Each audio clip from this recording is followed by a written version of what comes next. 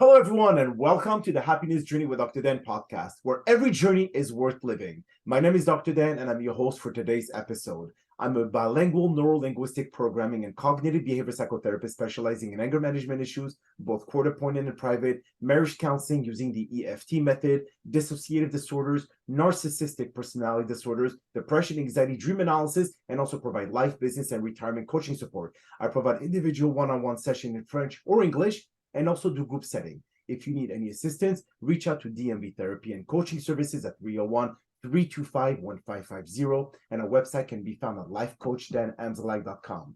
Today, I'm very excited to have for our 10th and last episode of season 14, a very special guest and leadership coach and author of the Big, Bold, and Brave, Clint Hatton. And just like every of my past episode, I will leave it up to the guests to properly introduce themselves, as no one can do a better job. Clint, the floor is yours. Thank you, Dr. Dan, and very much thank you for having me on. I sure appreciate it.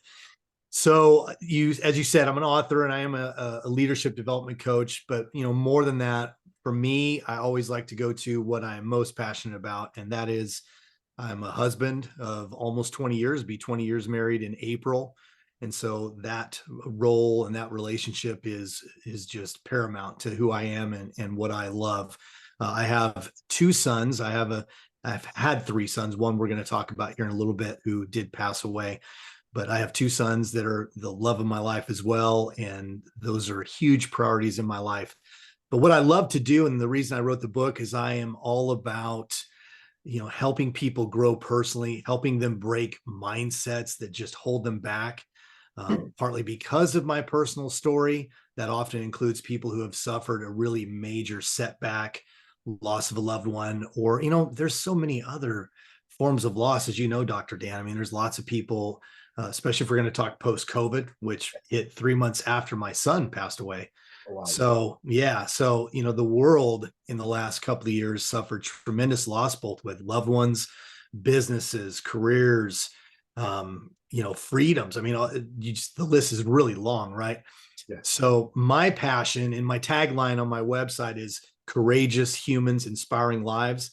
I believe everyone was designed to live an inspiring life, not just be inspired by people. So even though, it always feels good when someone's inspired by my story, it's really only truly exciting when they take that personally and recognize that there's something in them that's inspirational and they choose to be more intentional about it in their own lives. That is so true. Well, thank you so much for being a part of the Happiness Journey podcast. And I know that before the podcast, we discussed about your story. And so your son passed away when he was 17, or he died at an airplane accident or flying accident. So if you could tell us more, I know he was passionate about flying. So in some cases, people will think that, well, at least he died loving what he does. So how did you cope, and especially your wife, with the loss, and what kind of strategy did you use to be able to, cope with the loss and move forward? Yeah, well, there's a lot in that too. There's a lot to unpack, but I'll just go directly to, there was two things that we did, Dr. Dan, the morning after he crashed that I am absolutely certain was paramount in helping us be able to move forward through the pain, because that's something I want to just get right off the table, especially for your listeners who have suffered maybe a loss of a loved one.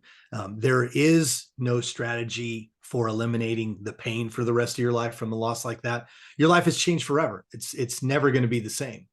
But that has never been our goal, because that pain represents the deep love we had for our son.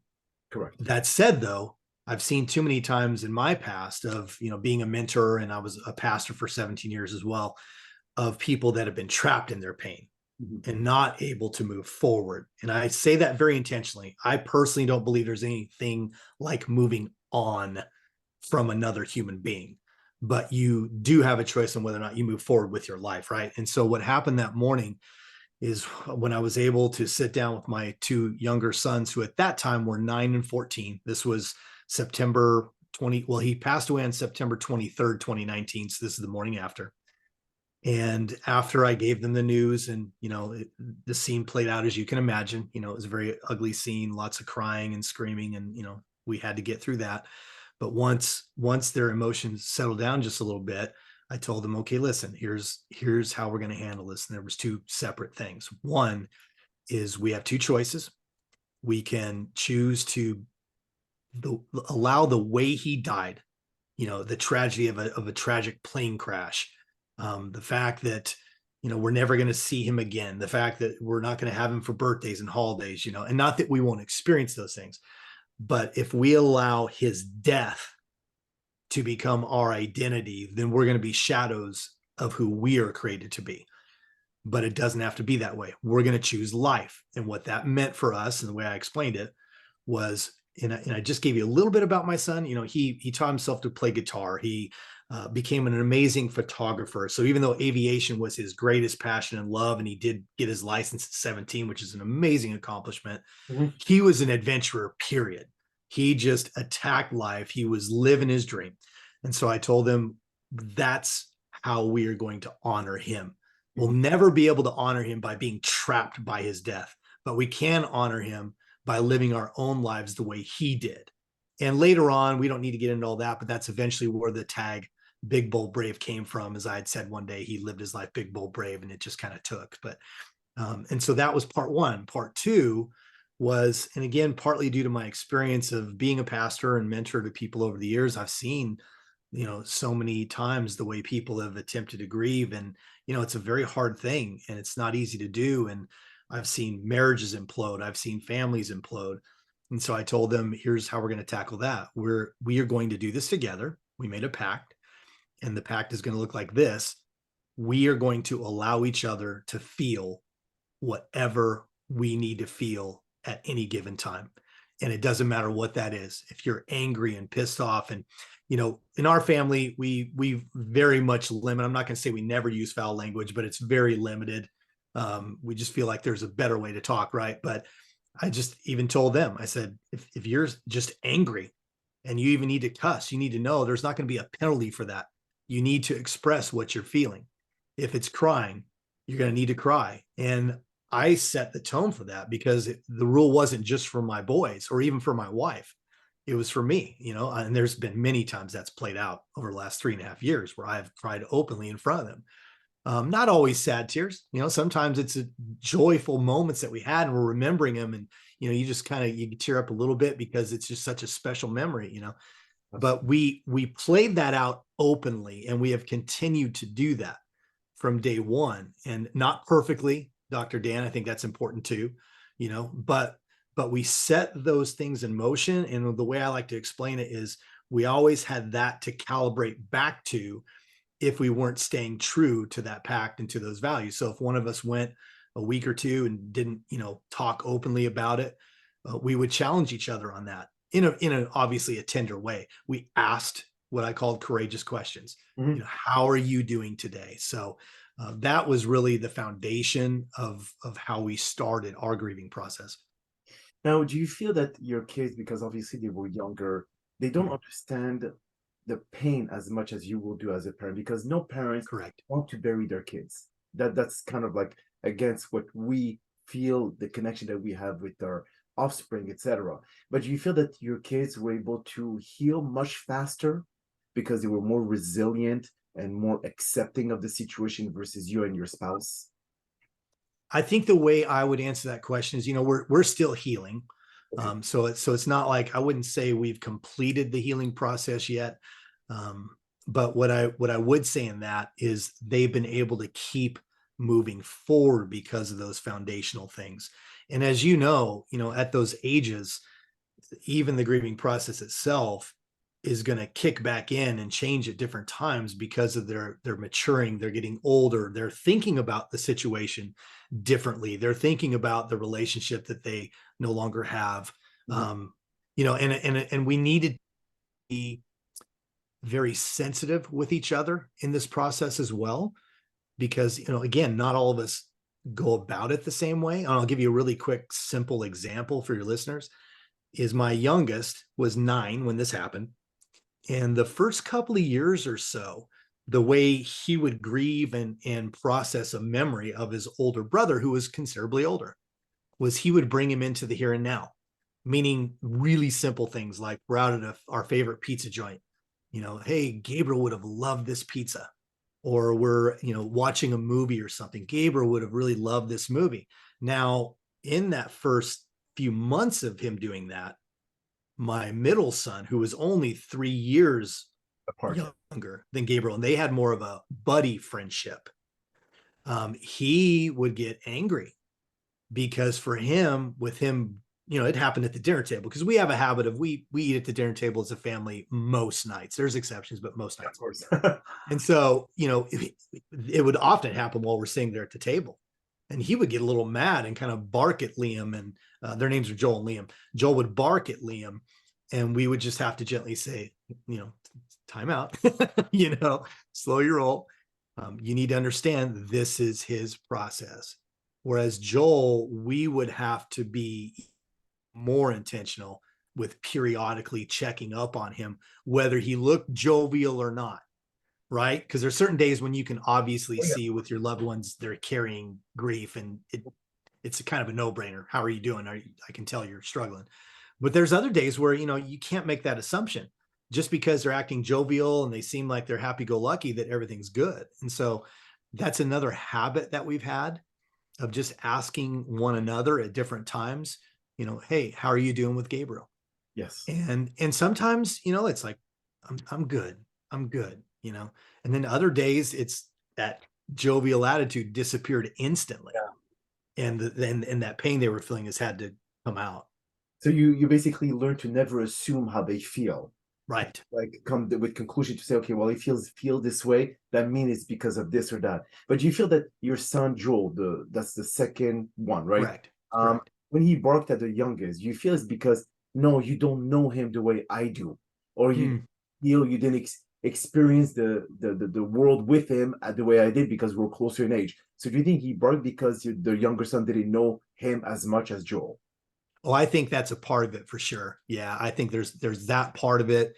To your point, they had he and Gabriel had a very special experience, really just months before Gabriel's crash, where they went on a trip with grandparents, and they went to a place in North Carolina where we have family that have cabins, and Gabriel could drive obviously as well, and so they're out in jeeps and driving around the countryside, and they had this kind of man experience with each other. Okay. And so, yeah, I do definitely think that was a part of it. And then I think another part of it was, and this is why in my opinion, you have to be willing to have these courageous conversations and ask those questions at times when there's nothing obvious, Yes. because otherwise we assume too much. And I think with him, he felt like you bringing this up now triggers me, Okay. which may be true in an instance, but it still needed to be allowed. It needed to be processed because any one of our processes can't outweigh the other person's as a family, right?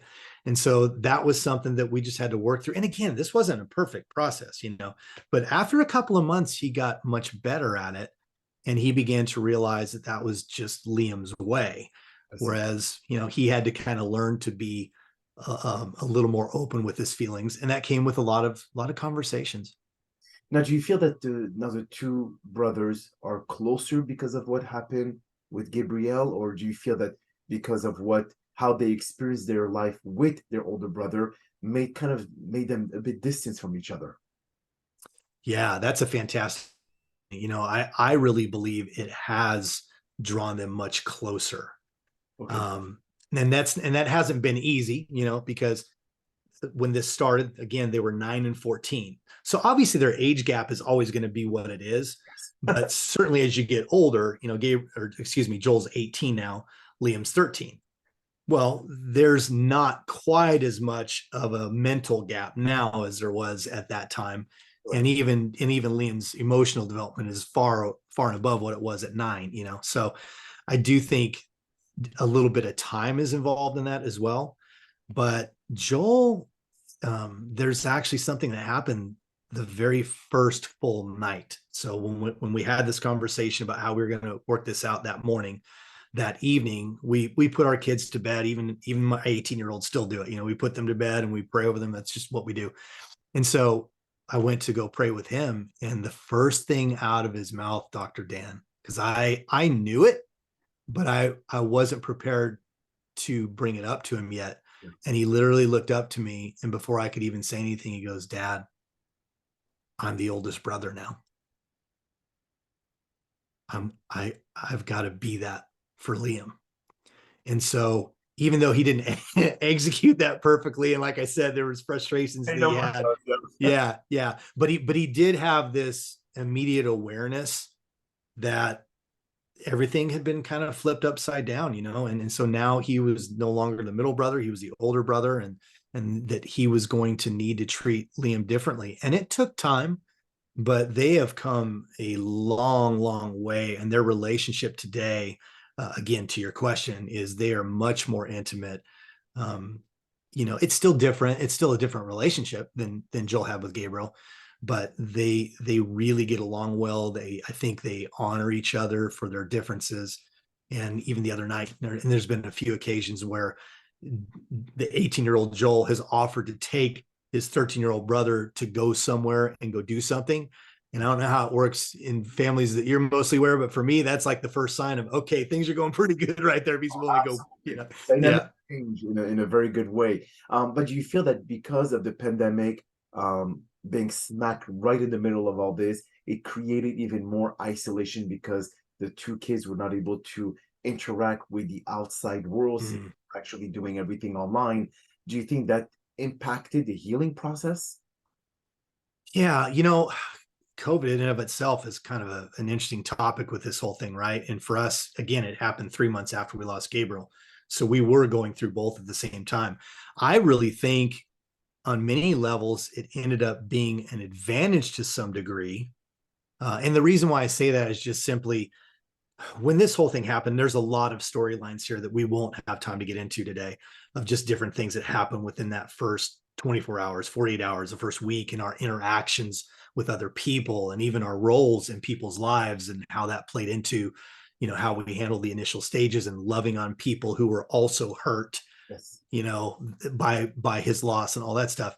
I think with the pandemic, after a month or so of that going on, it just forced us into proximity, right? Like it did so many families. Correct. And so it certainly created more opportunities for conversations, and more opportunities just to be together, and not to be grieving all the time, or to be, talking about Gabriel all the time, just to spend more time with each other, and, maybe go do some things that we normally couldn't do because the kids would be in school, that type of thing. That's so true. And but in my own personal or professional experience, I see that the pandemic actually created much more distance between families Mm. because of them being together so much. It Sure, I can see that.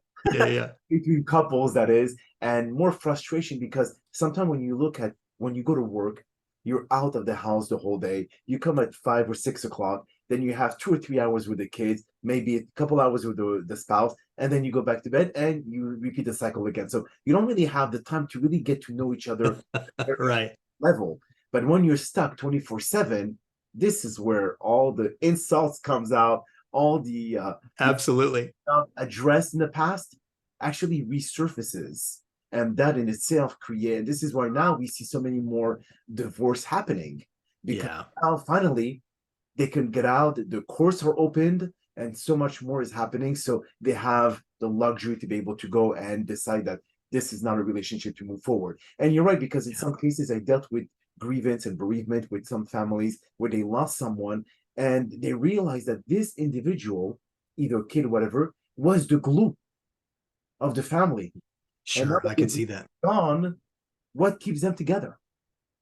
Yeah. I can see that. Yeah. So I think your family was really unique in terms of, because everything I go through with other couples, etc., is the complete opposite. So do you feel that you said you were a pastor, is that correct? Yes. Okay. Do you think that being in that field, Clint, it helped you understand what losses mean in a more spiritual level versus someone who doesn't have your level of knowledge? Well, I want to be delicate with that, because to me, that's a really profound question. And I'm going to be delicate with it in this way. Pastor, in and of itself, being one, is a title. And so even within the gazillion different churches we have and all the different forms of it, what that role even looks like can vary dramatically. So I stopped short of saying because I was a pastor. Okay. I would say it's more important to say what our role was in being pastors and how that played to how we built our family unit, how we rolled on a regular basis. And so I think we did have an advantage. And so, I've been coaching and mentoring as a part of pastoring for many, many years. That's not always true. There's a lot of pastors that are much more administrative or have other roles where they have really, frankly, limited interaction with people beyond maybe on top of a platform, right? Yes. And so ours was always very family driven. We worked with a lot of marriages. My wife and I actually coached and counseled, especially if a marriage was in disaster mode. That was usually the ones that we would get, So we had a lot of that under our belt. And then also, I think even the way, and we don't have time to get into the whole how we got married, but what is helpful for this part of the conversation is we actually were friends for a considerable amount of time first, developed some really healthy communication patterns that carried into once we decided to get engaged and then married. And so, what COVID did, because my experience was the same, with the people I coached and a lot of the stories I've heard since, most people, you're right, it exposed it. Yes. It exposed the impurities or the cracks in the foundation, Whereas in our case, my wife and I also, for those 17 years, worked together a ton. We were together a lot. And actually, we had started to launch a church of our own just prior to all of this happening, just prior to Gabriel passing and then COVID hitting. And so we were together at the house already a lot.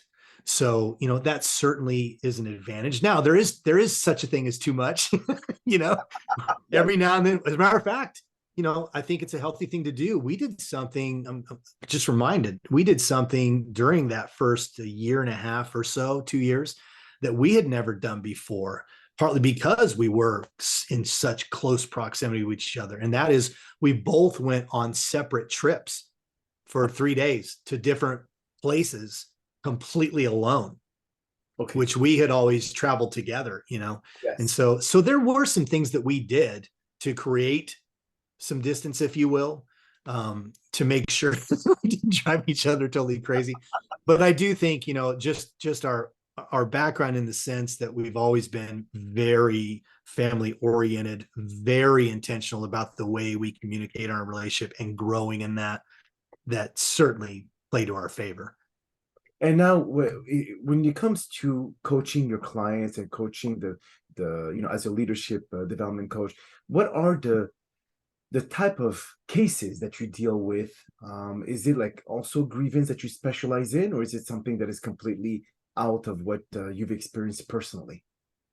It's been interesting as far as one-on-one coaching, because really the speaking and group settings are really my favorite. Those are the things I love to do the most, but I do one-on-one, and that's actually how I started. I just started doing some one-on-ones.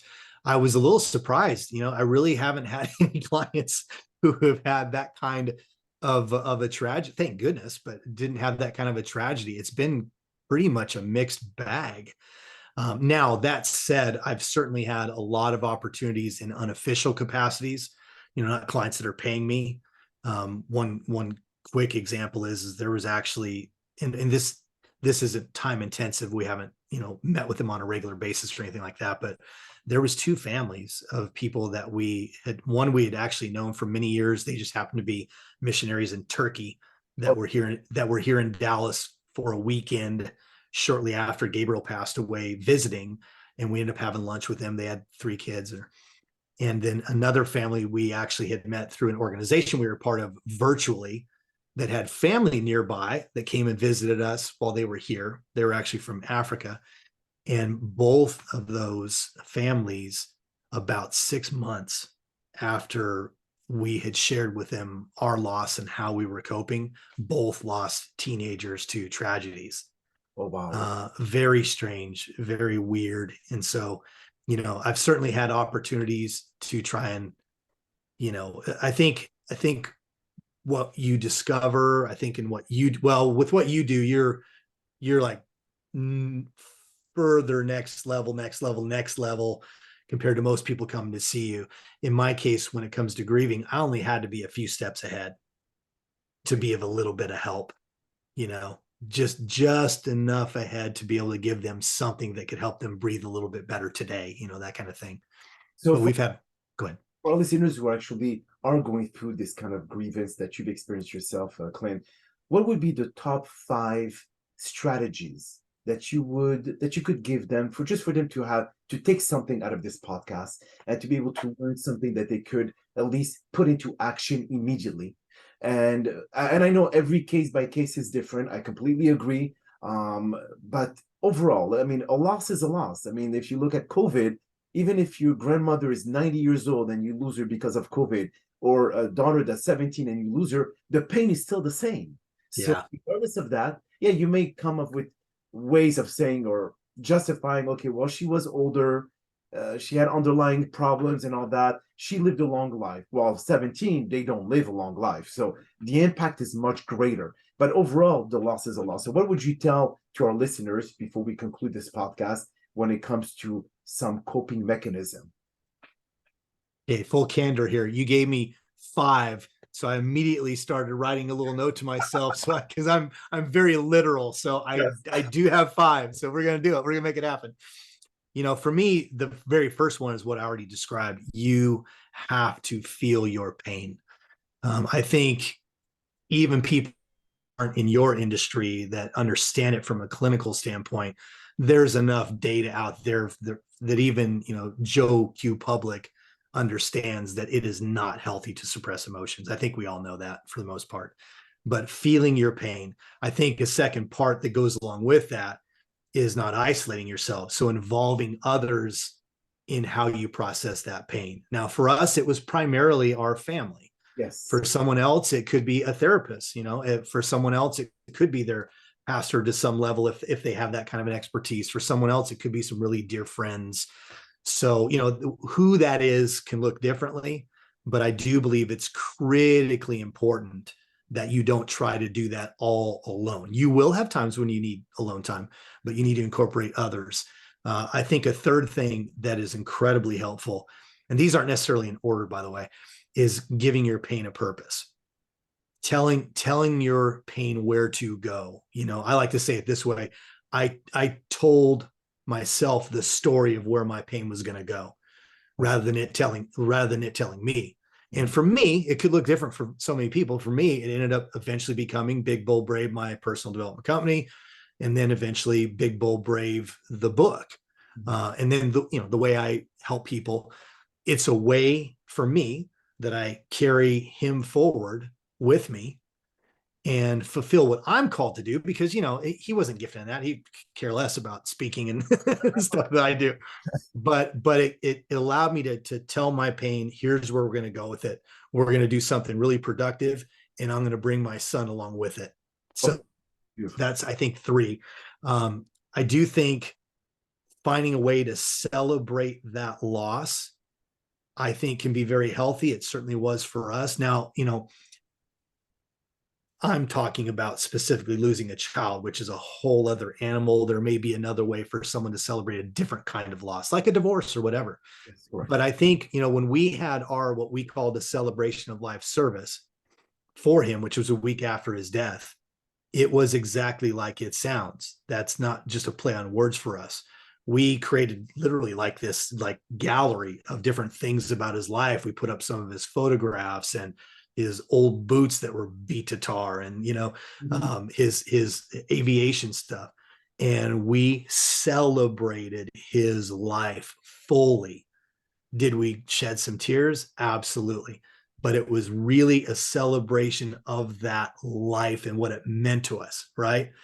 And I think, even, for example, I have been divorced. I was divorced many, many years ago. I think if I would have found a way to just celebrate what was good in that relationship and just allow that to just be okay, here's what was good, and I'm going to celebrate that, and I'm going to choose not to carry all the cruddy stuff about it with me. Right. I think that would have been very helpful. I didn't do that, by the way. that was 20 years ago.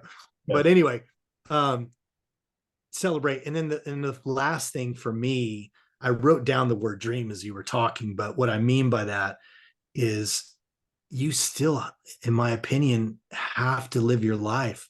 You need to dream again. You need to, take a hard look at what you're doing with your life. One thing that loss like this does is it does one of two things, I suppose. You would know this better than I do. For some people, I'm sure it drives them into oblivion and they just disappear and fall off the face of the planet. But it can also just be this incredibly powerful, vivid reminder that life is precious, and none of us, you and I, aren't guaranteed after this call today, let alone tomorrow or next year. Right. So I think it can be a catalyst. So I would say, start dreaming again as soon as you have the capacity to do it. Start thinking about, it could be going on trips that you've always wanted to go on, or starting a business, or whatever it is. You've got to start dreaming again, having something to project your hope towards, that there's something worth living for. That's so true. And as well, I think it makes you realize that life is so fragile and you should not take it for granted. So go out there, start, enjoying it, start appreciating every single day that you have, because nothing is guaranteed, even into the future. We don't know. After this call, something can end, and we are literally doomed. And on that note, that's not going to happen, by the way. no, let's cross our fingers that it doesn't. That's right. That's right. All the time that we have for today's podcast. I really appreciate you taking the time out of your very busy schedule to join us. And thank you again for participating and inspiring our many listeners with your incredible story. Now, we hope that you've all enjoyed today's episode. And I'm also very excited about the many upcoming guests that we have scheduled for season 15 of the Happiness Journey podcast, filled with inspirational stories just like the one that you listened to today. Now, here are some concluding words of wisdom. Theodore Roosevelt once stated, "Courage is not having the strength to go on, but going on when you don't have the strength." We're not talking about the physical strength here, but more about the mental power to push you through the many challenges we face in life and not let them overcome our abilities to succeed. Everything you do in life is based on three main factors to master. First, it is the ability to become an expert on what you love the most. Two, is the motivation to learn so you can become that expert. And finally, the attitude to determine how well you do as an expert. Never feel that anything is impossible to achieve, because the first two letters of the word impossible is I am, which should be interpreted as I am possible. My name is Dr. Dan Amzalag, and you may all keep pursuing your amazing journey in life.